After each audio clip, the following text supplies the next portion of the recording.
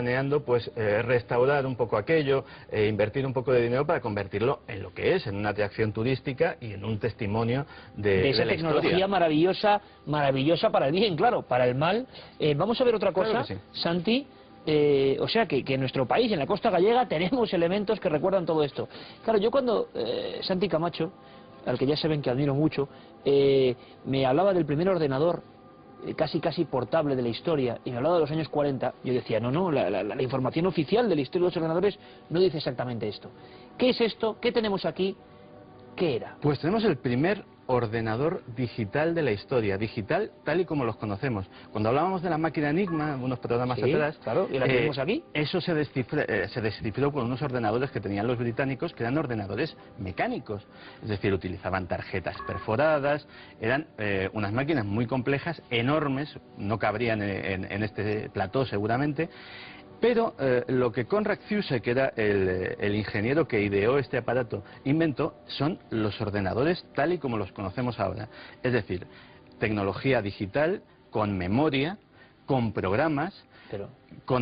Los programas iban cargados en cintas magnéticas, las famosas cintas estas de rosca que veíamos en los ordenadores de los años 60 y 70. Cuando ocupaban toda una habitación, ¿no? Pues eso, a mediados de los años 40, ya estaba disponible. Tanto es así que los científicos aliados, cuando llegaron al laboratorio del Dr. Zuse y descubrieron esto, no sabían lo que era.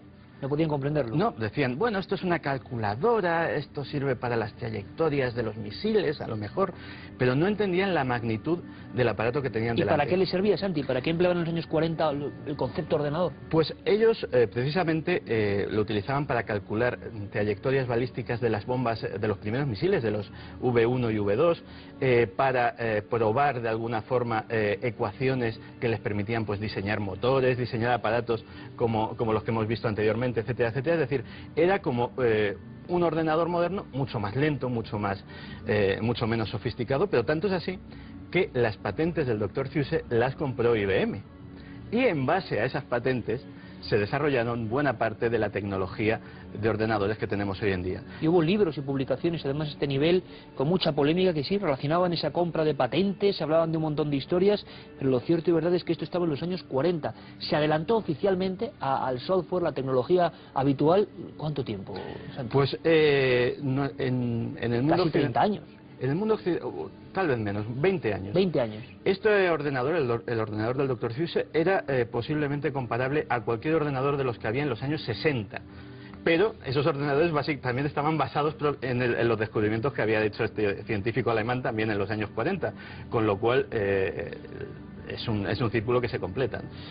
Alucinante. Si quedaba algo para seguir sorprendiéndonos y asombrándonos, ha habido una noticia hace unos días que hablaba del servicio de sanidad en Escocia que intentaba lograr sangre sintética, como una especie de gran apuesta con células madre para inmunizarnos de algunas enfermedades. Aquí tenemos una reproducción de todo esto, y ustedes lo están viendo, hay planos, documentos, fotografías, es decir, aquí tenemos reproducciones, pero todo esto está perfectamente documentado en los libros de historia sobre la tecnología nazi. Lo que pasa es que es muy distinto verlo aquí físicamente y hacernos gráficamente una idea de lo que podía suponer. La historia, una vez más, estuvo a punto de cambiar. Última estación en este museo, sangre sintética. También lo intentaron los nazis.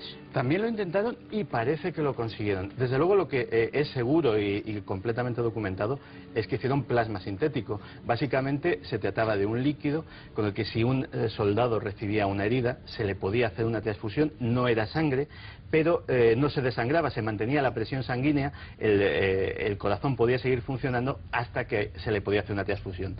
Pero, sin embargo, en una entrevista muy interesante que se les hizo a los responsables de la oficina de patentes del Reich, contaban que había una patente de sangre sintética real, es decir, capaz de transportar oxígeno, o sea, que funcionase al menos durante un corto espacio de tiempo. Como un parche para la vida, ¿no? Efectivamente, como ese parche para la vida, y que los aliados, concretamente los estadounidenses, llegaron a esa oficina de patentes del Reich y se lo llevaron absolutamente todo.